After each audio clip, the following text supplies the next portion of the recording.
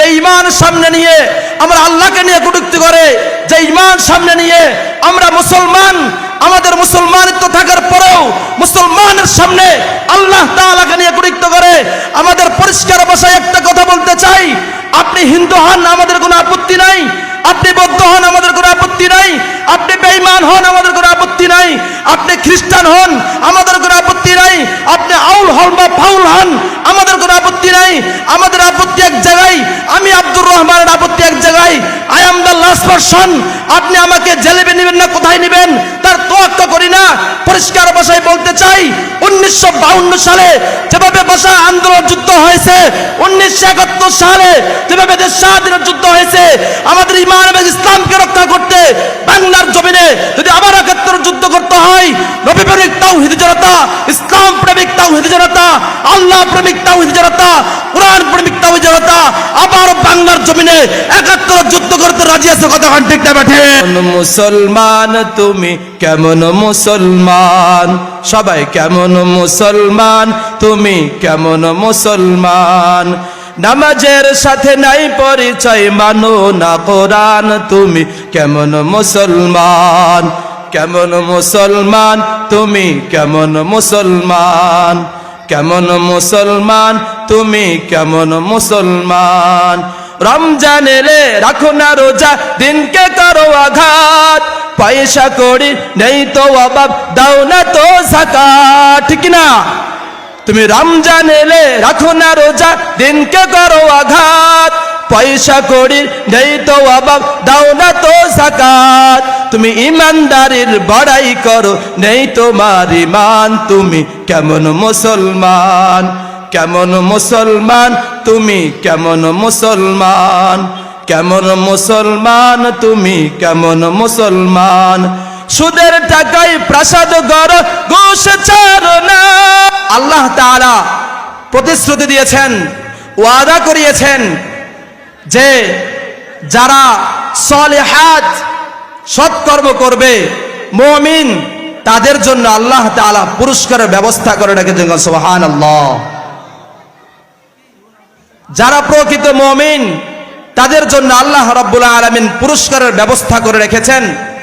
মুহতারাম হাজিরিন, আল্লাহ রাব্বুল আলামিন মুমিনদের কাছে, মুমিনদের জন্য পুরস্কারের ব্যবস্থা করেছেন। কোন মুমিন?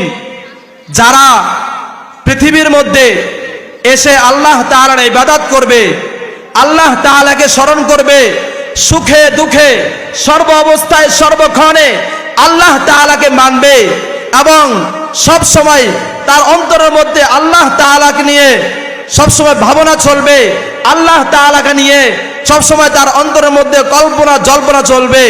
আল্লাহ রাব্বুল আলামিন সেই মুমিনের সাথে প্রতিশ্রুতি করেছেন। কথা গান ঠিক না ঠিক?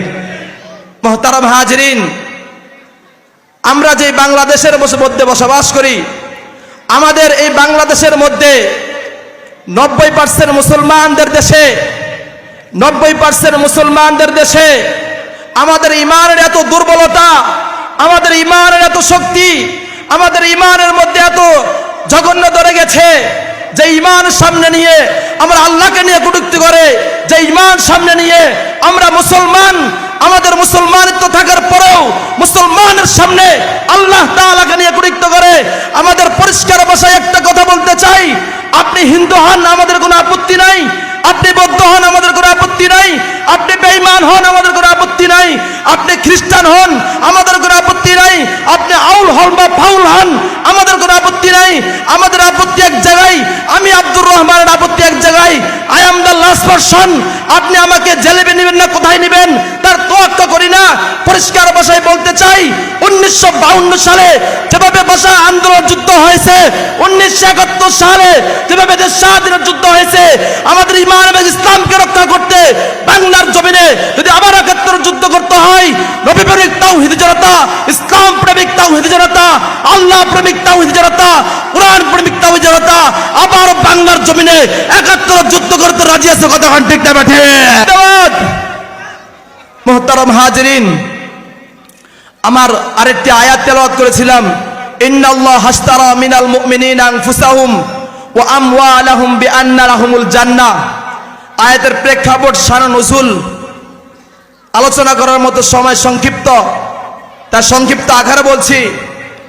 আল্লাহ রাব্বুল আলামিন এই আয়াতের মধ্যে বলেন, ইন্নাল্লাহ হাশতারা মিনাল মুমিনিনা আনফুসাহুম ওয়া আমওয়ালাহুম বিআন্না লাহুমুল জান্নাহ। আগে আমরা আলোচনা করেছিলাম আল্লাহ তাআলা পুরস্কার রেখেছেন, মহা পুরস্কার, এবং কাদেরকে দিবেন? আল্লাহ রাব্বুল আলামিন বলেন, ইন্নাল্লাহ হাশতারা মিনাল মুমিনিনা আনফুসাহুম ওয়া আমওয়ালাহুম বিআন্না লাহুমুল জান্নাহ। নিশ্চয় আমি সেই মুমিনের কাছে আমার তৈরি জান্নাতটাকে বিক্রি করেছি, যেই মুমিন তার জান এবং মালের বিনিময়ে আল্লাহ এবং তার রাসূলকে হেফাজত করে। গণ সুবহানাল্লাহ। মুহতারাম হাজিরিন, যেই মুমিন তার জান এবং মালের বিনিময়ে আল্লাহকে হেফাজত করে, আল্লাহ রাব্বুল আলামিন সেই মুমিনের কাছে তার তৈরি জান্নাতটাকে বিক্রি করে দিয়েছে। আল্লাহু আকবার। মুহতারাম হাজিরিন, আয়াতের প্রেক্ষাপট শান নজুল হচ্ছে মদিনা থেকে 70 জন পুরুষ, 2 জন মহিলা, মোট 72 জন মুসলমান আল্লাহ রাসূলের কাছে বায়াত গ্রহণ করলেন। তারা যে বায়াত গ্রহণ করেছেন, এই বায়াতকে বায়াতে আকাবা বলা হয়।